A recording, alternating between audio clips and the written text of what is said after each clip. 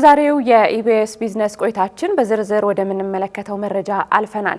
የኢትዮጵያ ብሔራዊ ባንክ ከ5 ዓመታት በፊት ባንኮች ዝቅተኛ የተከፈለ ካፒታላቸውን ወደ 5 ቢሊዮን ብር እንዲያሳድጉ የሚል መመሪያ ማውጣቱ ይታወሳል።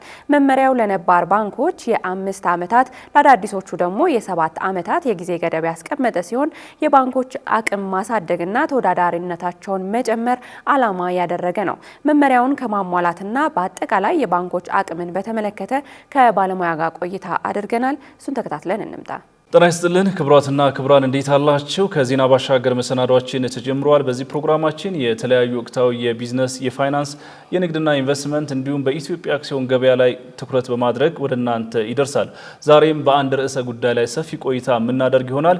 በተለይም ደግሞ የሀገራችን የፋይናንስ ተቋማትና ባንኮች ምን አይነት እንቅስቃሴ ላይ ይገኛሉ፣ በዋናነት ደግሞ ባለፉት 5 ዓመታት ዝቅተኛ የተከፈለ ካፒታላቸውን ከማሟላት አኳያ ምን ላይ ይገኛሉ፣ በቀጣይ ምን ማከናወን ይጠበቅባቸዋል በሚሉ ሌሎች ጉዳዮች ላይ ሰፊ ቆይታ እናደርጋለን።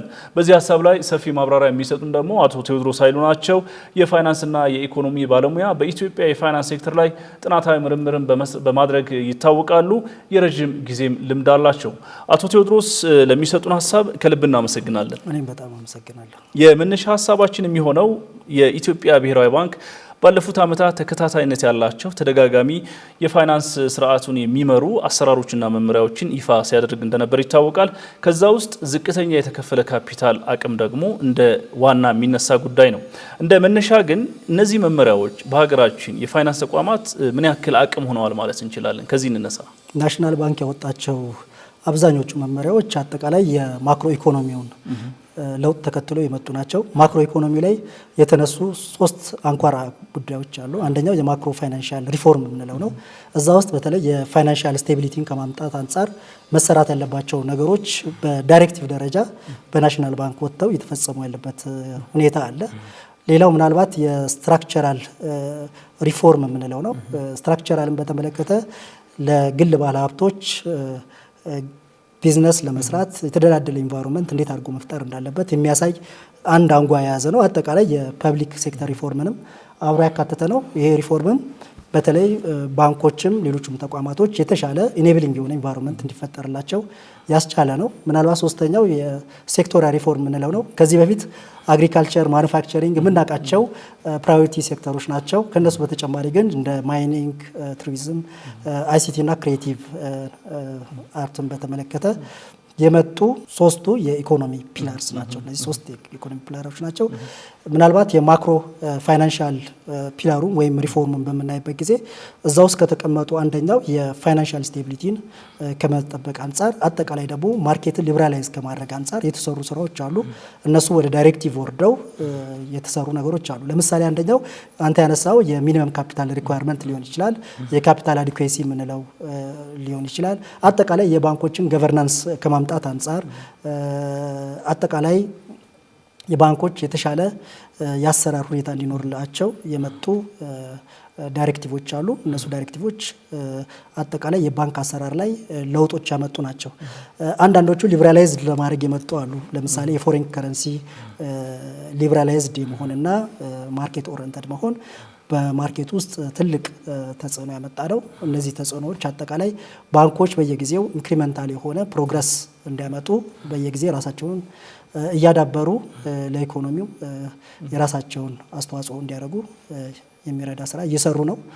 ስለዚህ አጠቃላይ የጠየቀኝ የዚህ ሬጉሌሽን የዳይሬክቲቭን በተመለከተ የተመጡ ለውጦች ባንኮች ራሳቸውን ስቴብል ከማድረግ አንጻር ኢንዱስትሪውንም የተሻለ ጠንካራና ስቴብል ከማድረግ አንጻር የተሰሩ ስራዎች አሉ።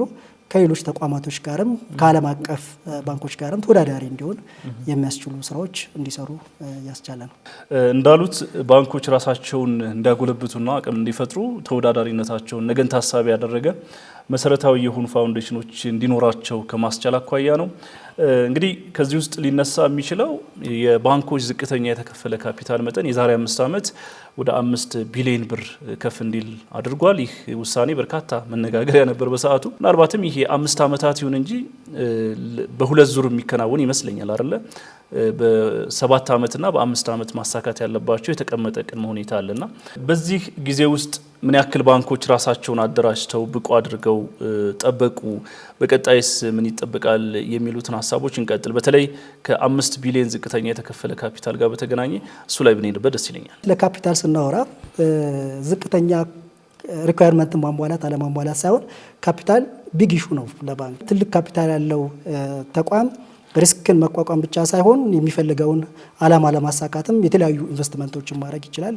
በሰው ሀብት ላይ ኢንቨስት ማድረግ ለሚያስችል አቅም ይፈጥርለታል። በዲጂታል ስፔሱ ላይ ኢንቨስት አድርጎ ተወዳዳሪ እንዲሆን የሚያስችለው ነገር ይፈጥርለታል። ስለዚህ ስለ ሀብት ስናወራ አብዛኛው ከካፒታል ከቨር ሊያደርግ የሚችለው የሪስክ መጠንም አብሮ የሚነሳ ነው። ለምሳሌ ባነሳልክ የብሔራዊ ባንክ ያወጣው መመሪያ አለ፣ የካፒታል አዲኩዌሲ ሬሾ የሚባል ማለት ነው። እሱ ምንድነው የሚለው? አጠቃላይ ያለው ሪስክ ይመዘናል። ለምሳሌ ዲፖዚት ከሰበሰቡ በኋላ ወደ ብድር ከወሰድክ ብድር ምን ያህል ሪስክ መጠን እንዳለው ወይም ዌት እንዳለው ይመዘናል። ለትሬጀሪ ቢል የምታውለው ከሆነ የትሬጀሪ ቢል ራሱ የሆነ እንትን አለው። ሌሎች ኢንስትሩሜንቶች የምታውለው ከሆነም የራሳቸው ዌት አላቸው። ያ ተመዝኖ በዛ መጠን ቢያንስ ያለው ካፒታል 11% ከቨር ማድረግ አለበት። ያን ካላደረገ ፕሩደንሻል አይሆንም ማለት ነው። ለምሳሌ አንድ ባንክ እያበደረ ሄዶ 11% የሚያልፍ ከሆነ 11% ማለፍ ስለማይችል እዛ ጋር ይቆማል፣ ማበደር አይችልም ማለት ነው። ስለዚህ ካፒታል አዲኩዌሲ ሪኳየርመንትም እንደ ዋና ሆኖ እየወጣ ነው ማለት ነው። ስለዚህ የስጋት መጠናቸውን ከቨር የሚያደርጉበትም ምክንያቱም ካፒታል ምን ያህሉን ሎስ ልታደርገው የምትችለውን አሴት በምን ያህል ደረጃ ከቨር ታደርጋለህ የሚለው እሱ አጠቃላይ 11% የካፒታልን ድረስ ነው መሄድ የምትችለው። ከዛ በላይ ለማደግ ካፒታልን ማሳደግ አለበት። ስለዚህ ባንኮች ለማደግ ከፈለጉ የበለጠ ቢዝነሳቸውን ለማስፋፋት ከፈለጉ ካፒታላቸውን ማሳደግ ያስፈልጋል ማለት ነው። ሌሎች ዳይሬክቲቮችም አሉ። ለምሳሌ ለአንድ ወገን የምታበድረው ወይም ሲንግል ቦሮወርስ ሊሚት የምትለው ዳይሬክቲቭ አለ። ለምሳሌ እሱ አንድ ባንክ ለአንድ ወገን ማበደር የሚችለው 15%ን የካፒታሉን ያህል ነው። ለምሳሌ ሀገራችን የተለያዩ ትልቅ ድርጅቶችን ወደ ሀገር ውስጥ ኢንቫይት እያደረገች ነው በፎሬን ዳይሬክት ኢንቨስትመንት መልክ። ሌሎችም ተቋማቶች እያደጉ ነው። ስለዚህ ትልልቅ ካምፓኒዎች የሚፈልጉትን ፍላጎት ለማሟላት ትንንሽ ባንኮች ወይም ትንንሽ ካፒታል ያላቸው ተቋማቶች አይችሉም። ምንም ያህል ዲፖዚት ቢኖራቸው የሲንግል ቦሮወርስ ሊሚት ይዛቸዋል። ሌሎቹም ከሪሌትድ ፓርቲ ጋር ከተለያዩ ሁኔታዎች ጋር የተያያዙ ካፒታል ከካፒታል ጋር አታች የተደረጉ ሪኳየርመንቶች አሉ። እነሱን ካላሟላ እድገት ይገደባል ማለት ነው። ስለዚህ እነሱን ለማሟላት ትልቅ ካፒታል ያስፈልጋል። የፋይናንስ ሴክተሩ ሲነሳ ከብድር አሰጣጥ ጋር በተገናኘ ጥብቅ የሆነ ይሄ ኮላተራ ቤዝድ የሆነ የብድር አሰጣጥ ስርዓት፣ የአገልግሎት ቅልጥፍና፣ የቴክኖሎጂ አጠቃቀም፣ ሌሎቹም ጉዳዮች እንደ ውስንነት የሚነሱባቸው ናቸውና ምናልባት ለአቅማቸው መገደብና ላለማደጋቸው እንደ ትልቅ እንትን ሊነሳ ይችላል።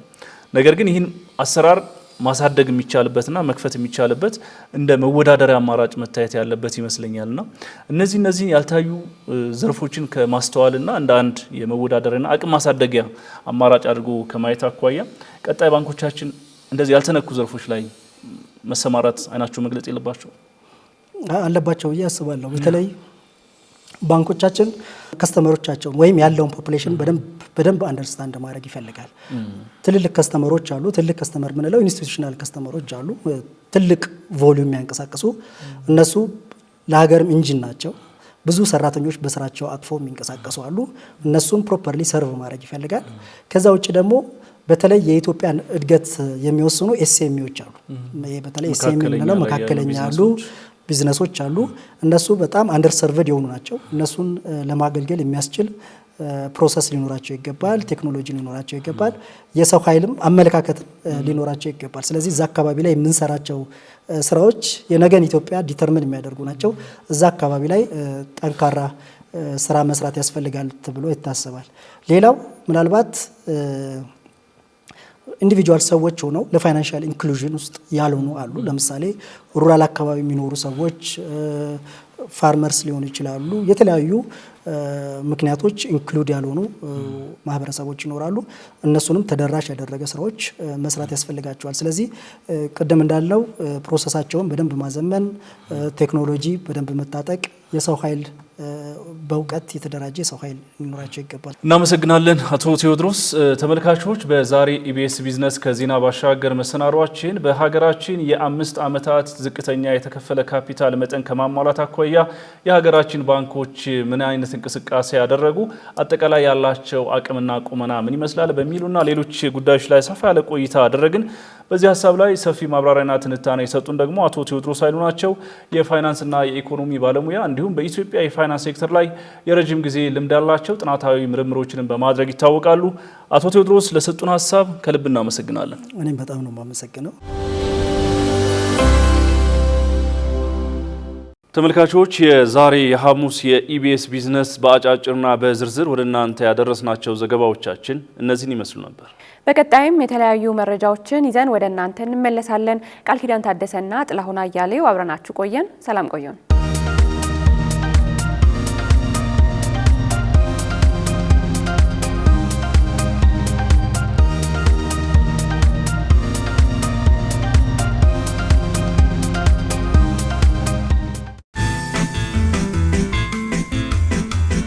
እስከ መጨረሻው ድረስ ከኛ ጋር ስለነበራችሁ እናመሰግናለን።